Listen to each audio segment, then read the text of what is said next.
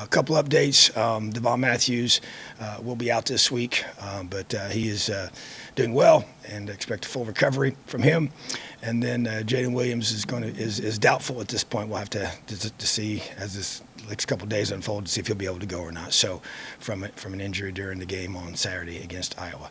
Other than that, feel good about our guys and get a couple guys back on offense and ready for questions. Not asking to give anything away, but before the season, you talked about Don McCauley and how you guys figured you thought he would get a chance to play this year. Any closer to getting him on the field? I know he kind of gives you that dual threat kind of run, put the defense in conflict with his legs. Like I said, not asking you to give anything away for the game plan this week, but how close is he to maybe getting on the field for you guys? Yeah, I think that's, I would say we're consistent in that mindset that we've talked about before. And really didn't probably expect to use him in week one, but definitely moving forward as he continues to have more and more opportunities to get reps and get himself ready. So, yeah, that's something that we plan to use moving forward in the future, yes. Dustin and Kevin. Tom, I'm guessing Luke Haggard must be 100% available. What does that do for the offensive line? And do you know who your five is going to be yet? Is that still up for competition, or you guys have made a decision about who you're starting up front with him back? Yeah, he's back, and that's good. He's had a really good week as well, and so he'll be a part of those five, and so guys will see that on kickoff, but on game day. But bottom line is, yes, it's just trying to get our best five guys on the field. And unfortunately for last week, the group that's going to be taking the field on Saturday is the ones we thought were going to take in the field against Iowa until Luke got injured in practice. So, but he's healthy back now, and then we got other guys as well that are going to be competing to be able to play, and will play in the game on Saturday. Kevin, then Zach. Yeah, Tom, one more injury question, David Ellis, and also just a question about, obviously last week a lot of mistakes. How crisp was practice this week? Was the execution better than or what you were hoping? Yeah, I would say to answer your first question, David Ellis is expected to go, and he's had a good week of practice. And but to your second question, yeah, it was crisp and sharp. I do feel like that. I think it was good, and I think it got better every day during the week. But it wasn't we practiced poorly last week either, So, but at the same time, that preparation didn't show up on game day, so which is all that really matters. So the key for us now is to transfer what we're doing in practice. That it shows up on Saturday. So that's what I expect, and we've had a good week of doing that. Zach and Jim? I guess I had a non-entry question, but doing a story about Nider, and I know he played relatively well last weekend, but maybe more broadly, it just seems, I think we've asked you about this in different ways at different times, like he has been kind of embraced almost as a leader, on a team that already probably had a lot of leadership, a lot of experience, certainly a position that had a lot of experience. I guess what made it so easy? What about his personality, I suppose, made it so easy for guys to accept him as a guy that could lead, whether it was with his voice, by example, speak up a little bit more, kind of stand out at the front a little bit more? Well, I think first of all, anytime you come somewhere and you come in somewhere new, the best thing to do is shut your mouth and work your tail off. And prove by your work ethic that you're a guy that should be listened to. And he did that, And then once you get here and you start to get to know the guys and you start to, assert yourself physically by your actions, then you start being more apt to be able to verbally hold guys accountable, encourage, challenge, and he did that. And I thought the progression was in the right order. And I thought that even maybe you could even say his past. He's played a lot of football. Our guys knew that. We played against him in a bowl game.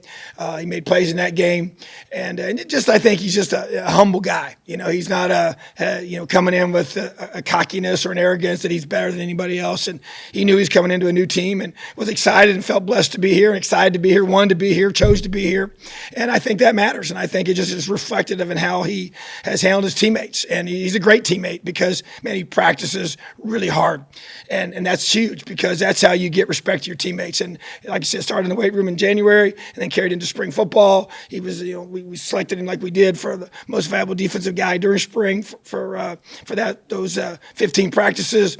And then it carried over into the summer, had a great summer. So, and it was a position where, we have a lot of guys that played football on that side of the ball in the D line, but not a lot of strong verbal leadership. And I expected it. And we talked about that when he got here, his maturity, just knowing him a little bit, his personality, from those that recruited him and knew him before, and just felt like he would fit with us. And he truly has. And he's been obviously, a big part of us this year, in my opinion, being able to elevate our defensive line play, each and every week. All right, Jim, then Rick Bozich. Coach, I think it was this past Monday, I mentioned that you've got 4 days to fix the issues that we saw in Iowa City on the offensive side of the ball. After those 4 days have passed now, how do you feel about that, where you guys are, and what have you seen most improved? Well, I feel better. I do. But once again, like I alluded to a few minutes ago, I think, it wasn't that we prepared poorly last week. It wasn't that we weren't locked in. It wasn't that we were sloppy and all that things during the week. So I just think that, but there has been a heightened sense of urgency in some things just because of the situation that we went through, last Saturday and the result that came from that. So I feel like the offensive line has been a major focus, and even just for me personally. And so in our staff and the guys have responded, meeting with guys, being in meetings, just different things, trying to get things cleaned up communication wise, and just being able to be crisper and sharper up front. And then just, another week, another opportunity for Michael to continue to play and get comfortable in what he's doing, what we're doing. And I just saw that, and I saw a lot of confidence out of our guys this week, and that's what I expect us to do. So yeah, there's no doubt, but it's about how we perform, so we obviously, that's how we're judged, is our game day play. And that's how our coaches are judged. That's how I'm evaluated, and that's the way it is. So our guys have to do it. I feel better about where we are, but I'll feel even better when we do it on game day. All right, Rick, and then Dustin. Yeah, Tom, Paul Petrino was down here in Louisville with Bobby during his first run here, and I think he went to Illinois. He's been in Idaho now for a while. When you look at Idaho, what are the things that they do that are most concerning to you? Well, first of all, they do quite a bit on offense, and they've score a lot of points, get a lot of yards, and their skill guys are really talented, and they got really good receivers that just catch the football. And they got some big linemen, a huge fullback, 270 plus pounds. It's really an H-back, an All-American at the FCS level, as well as a receiver, it's an All-American. And just conceptually, he always does, those guys, the whole family, they got a great understanding of offensive play and how to score points and how to put you in conflict defensively.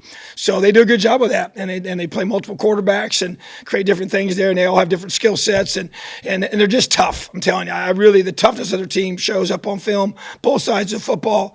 The core of their defensive front seven is very physical and very talented. So to me, that's what sticks out to me is their skill guys on offense and their talent and their execution, and they catch the ball really well.